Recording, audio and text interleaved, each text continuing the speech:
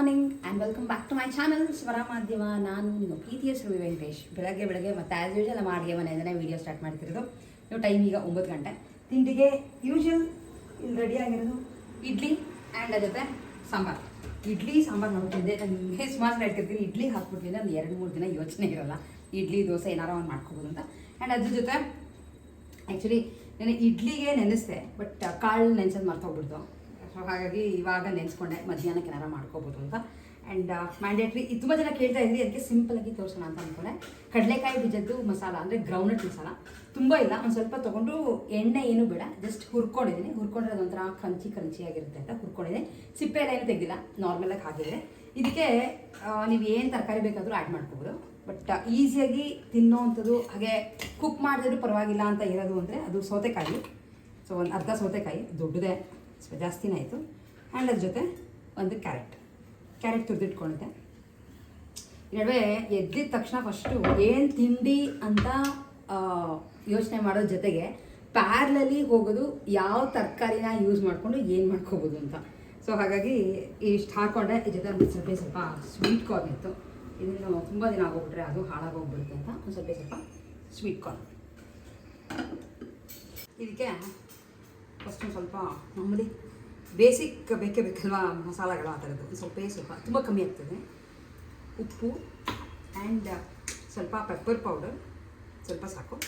ಇದು ಆ್ಯಕ್ಚುಲಿ ಇನ್ನೂ ಬಾಕ್ಸಿಗೆ ಬಗ್ಗಿಸ್ಕೊಂಡಿಲ್ಲ, ಹಾಗಾಗಿ ಹಿಂಗೆ ಇಟ್ಕೊಂಡಿದ್ದೀನಿ, ಅರ್ಜೆಂಟ್ ಇದೆ ಅಂತ. ಸ್ವಲ್ಪ ಚಾಟ್ ಮಸಾಲ.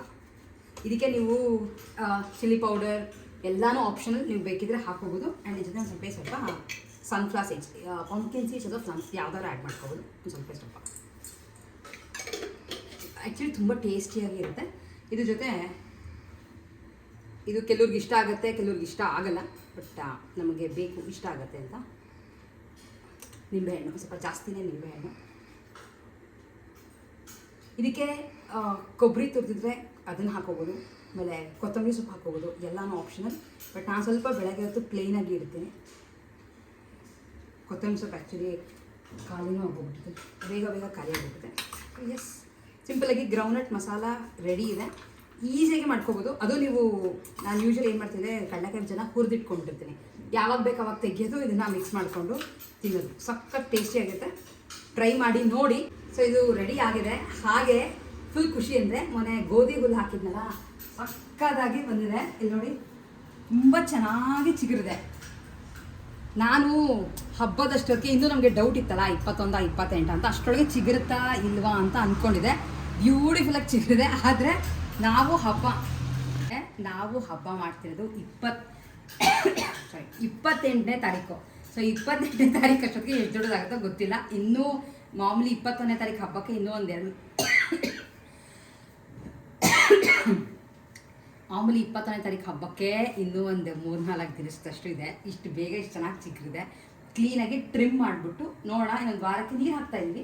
ನೀವುಗಳು ಬೇಕಿದ್ರೆ ಅದೇ ಈಗ ತುಂಬ ಲೇಟ್ ಆಗುತ್ತೆ. ನೀವು 28ನೇ ತಾರೀಕು ಮಾಡ್ತಿದ್ದೀರಾ ಅಂದರೆ ಈ ಪ್ಲ್ಯಾನ್ ಮಾಡ್ಕೋಬೋದು. 21ನೇ ಮಾಡ್ತಿದ್ದೀರಾ ಅಂದರೆ ಅಷ್ಟು ಇನ್ನೊಂದು 3-4 ದಿವಸದಲ್ಲಿ ಬೆಳೆಯೋದು ಕಷ್ಟ ಇದೆ. ಇಷ್ಟೇ ಬರುತ್ತೆ. ಆ್ಯಂಡ್ ಸ್ವಲ್ಪ ಬಿಸಿಲು ಇಟ್ಟಿದ್ದೀನಿ, ತುಂಬ ಬಿಸಿಲಿಲ್ಲ. ಆಮೇಲೆ ಮಾಮೂಲಿ ನೀರು ಜಸ್ಟ್ ಸ್ಪ್ರೇ ಅಷ್ಟೇ. ಗೋಧಿನ ಮೊಳಕೆ ಬರ್ಸ್ಬಿಟ್ಟು ಹಾಕಿದ್ರೆ ಈ ಥರ ತುಂಬ ಚೆನ್ನಾಗಿ ಬರುತ್ತೆ. ಎಸ್, ಇನ್ನೊಂದು ವಾರ ಇದೆಯಲ್ಲ, ಹೋಗ್ತಾ ಎಷ್ಟಾಗುತ್ತೆ ಅನ್ನೋದನ್ನು ನಿಮ್ಗಳಿಗೂ ಅಪ್ಡೇಟ್ ಮಾಡ್ತೀನಿ. ಕ್ಲೀನಾಗಾದರೆ ಒಂಥರ ಇಷ್ಟು ಹತ್ರ ಬಂದರೆ ಲಕ್ಷ್ಮಿ ಮುಂದೆ ಇಟ್ಟು ಡೆಕೋರೇಟ್ ಮಾಡೋಕ್ಕೆ ತುಂಬ ಚೆನ್ನಾಗುತ್ತೆ. ಆ್ಯಂಡ್ ನಾನು ಇದು ಫಸ್ಟ್ ಟೈಮ್ ಇದೆಲ್ಲ ಟ್ರೈ ಮಾಡಿರೋದು. Anyways very happy. ಇಷ್ಟು ಬೆಳಗ್ಗೆ ಎದ್ದ ತಕ್ಷಣ ಫಸ್ಟು ರೂಮಿಂದ ಬರ್ತಿದ್ದಂಗೆ ಈ ಗ್ರೀನರಿ ಕಾಣಿಸುತ್ತಲ್ಲ, ಸಖತ್ ಖುಷಿ ಆಗುತ್ತೆ. ಆ್ಯಕ್ಚುಲಿ ಕೆಳಗಡೆ ಸುಮಾರು ವೀಡಿಯೋಗಳು ಮಾಡಬೇಕಿತ್ತು, ಎಲ್ಲ ಮಾಡಿ ನಮ್ಮ ಆರ್ಕಸ್ ವೀಡಿಯೋಸ್ಗೆ ಮೇಲೆ ನಾವು ಟೆರೇಸ್ ಗಾರ್ಡನ್ಗೆ ಬಂದ್ವಿ. ಒಂದು ಹೂ ಬಿಟ್ಟಿದೆ. ಹಾಗೆ ಆ್ಯಕ್ಚುಲಿ ಮಲ್ಲಿಗೆ ಸೀಸನ್ ಏನಲ್ಲ, ನಿಮಗೆ ಯೂಶ್ವಲಿ ಮಲ್ಲಿಗೆ ಬರೋದೇ ಸಮ್ಮರ್ನಲ್ಲಿ. ಬಟ್ ನೋಡಿ, ನಮ್ಮ ಮನೆಯಲ್ಲಿ ಅರಳಿದೆ ಮಲ್ಲಿಗೆ ಹೂವು, ಮತ್ತು ಶುರುವಾಗಿದೆ ಬಿಡೋಕ್ಕೆ. ಇದನ್ನು ಕಿತ್ಕೋಬೇಕಿತ್ತು. ಹಾಗೆ ತುಂಬ ಜನ ಹೋದ್ಸಲ ಕೇಳ್ತಾ ಇದ್ವಿ, ನಿಮ್ಮಲ್ಲಿ ಗೋರಿಕಾಯಿ ಬಿಟ್ಟಿದ್ರೆ ತೋರಿಸಿ ಅಂತ. ಸೊ ಬಿಟ್ಟಿದೆ, ತೋರಿಸ್ತೀನಿ. ತುಂಬ ಜನ ಗೋರಿಕಾಯಿ ಗಿಡ ನಾವು ನೋಡಿಲ್ಲ ಅಂತ ಕೇಳ್ತಾ ಇದ್ರಿ. ಇಲ್ಲಿ ನೋಡಿ, ಕಾಣಿಸ್ತಿದ್ಯಾ? ಎಷ್ಟೊಂದು ಗೊಂಚಲೇ ಬಿಟ್ಟಿದೆ. ಹಾಗೆ ತುಂಬ ಎತ್ತರ ಆಗಲ್ಲ ನಿಮಗೆ ಗೋರಿಕಾಯಿ ಗಿಡ, ತುಂಬ ಮರದ ಥರ ಆಗುತ್ತೆ, ಅಥವಾ ದೊಡ್ಡದಾಗಿ ಬೆಳೆಸಬೇಕು ಏನೂ ಇಲ್ಲ. ಇಷ್ಟೇ ಗಿಡ. ಈ ಗಿಡದಲ್ಲೇ ನಿಮಗೆ ಆರಾಮಾಗಿ ಕೆಳಗಡೆ ಗೋರಿಕಾಯಿ ಬಿಡುತ್ತೆ. ನಾರ್ಮಲಾಗಿ ಪಾಟ್ಗಳಲ್ಲಿ ಹಾಕೋಬೋದು. ಯೂಶಲಿ ಇದಕ್ಕೆ ತುಂಬ ಬಲ್ತಿದ್ರೆ ಗೋರಿಕಾಯಿ ನೀವು ಅದರ ಬೀಜನ ಒಣಗಿಸ್ಬಿಟ್ಟು ಹಾಕ್ಕೋಬೋದು. ಇಲ್ಲಾಂದರೆ ಅಂಗಡಿಗಳಲ್ಲಿ ನಿಮಗೆ ಸಿಗುತ್ತೆ ಬೀಜ, ಅದನ್ನು ಹಾಕ್ಕೋಬೇಕಾಗುತ್ತೆ. ಇಲ್ಲಿ ನೋಡಿ, ಇಲ್ಲೂ ಒಂದಿದೆ, ಕೆಳಗೆ ಎಷ್ಟು ಚೆನ್ನಾಗಿ ಬಿಟ್ಟಿದೆ,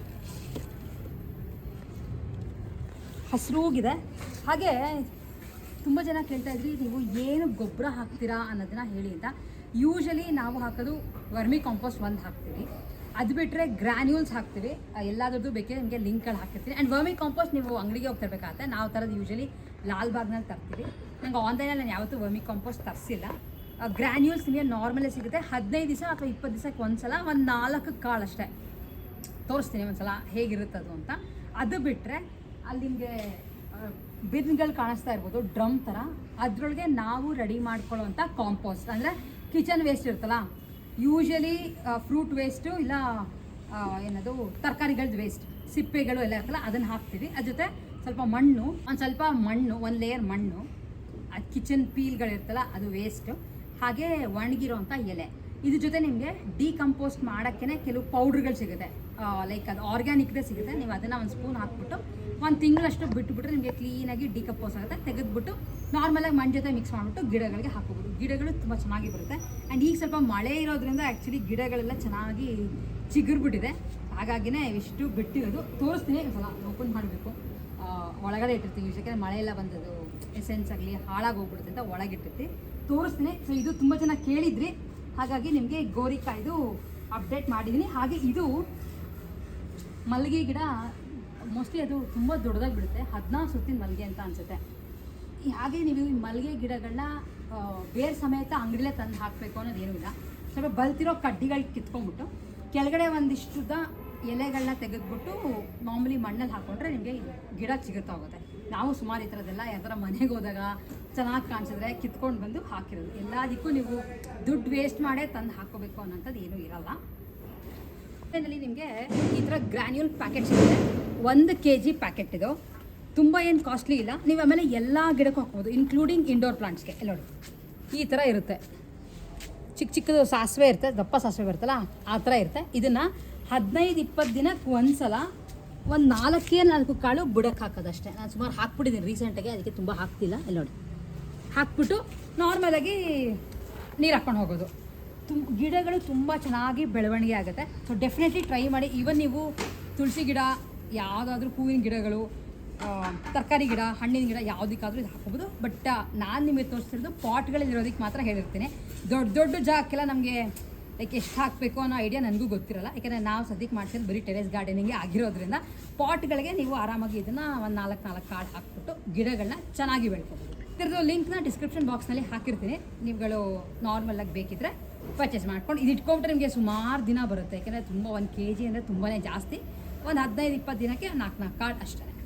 ಸೊ ಇಷ್ಟೆಲ್ಲ ಹೇಳಿದ್ಮೇಲೆ ಡೆಫಿನೆಟ್ಲಿ ನನಗೆ ಕಾಮೆಂಟ್ ಬಂದೇ ಬಿಡುತ್ತೆ, ನೀವು ಸೀರೆ ಎಲ್ಲಿ ತೊಗೊಂಡಿದ್ದು, ಸೀರೆ ಬಗ್ಗೆ ಹೇಳಲೇ ಇಲ್ಲ ಅಂತ. ಇದು ಆ್ಯಕ್ಚುಲಿ ಕಡಿ ಜಾರ್ಜೆಟ್ ಸ್ಯಾರಿ, ಪ್ಯೂರ್ ಕಡಿ ಜಾರ್ಜೆಟ್ ಅಲ್ಲ. ಸುಮಾರು ಸಲ ಹುಟ್ಟಿರೋದನ್ನು ನಿಮಗೆ ತೋರಿಸಿರ್ತೀನಿ ಆ್ಯಂಡ್ ತೊಗೊಂಬಂದಾಗಲೂ ಡೆಫಿನೆಟ್ಲಿ ಹೇಳೇ ಇರ್ತೀನಿ. ಆದರೆ ವೀಡಿಯೋಗಳು ತುಂಬ ಆಗೋಗ್ಬಿಟ್ಟಿರ್ತಲ್ಲ, ಹಾಗಾಗಿ ಮತ್ತೆ ಹೊಸದೇನೋ ಅನ್ನೋಂಗೆ ಕಾಣಿಸುತ್ತೆ. ಈ ಥರ ಇದೆ, ಫುಲ್ ಜರಿ ಪ್ರಿಂಟ್ ಅಲ್ಲ ಇದು. ಇಲ್ಲಿ ನೋಡಿ, ದಾರ ಇರೋದ್ರಿಂದ ಫುಲ್ಲು ಜರಿ. ಇದಕ್ಕೆ ಈ ಥರದ್ದು ಗ್ರ್ಯಾಂಡಾಗಿ ಬನಾರಸಿನಲ್ಲೇ ಪಲ್ಲು ಬರುತ್ತೆ. ಆ್ಯಂಡ್ ಥರ ಬುಟ್ಟ ಇದೆ ಬ್ಲೌಸ್ಗೆ.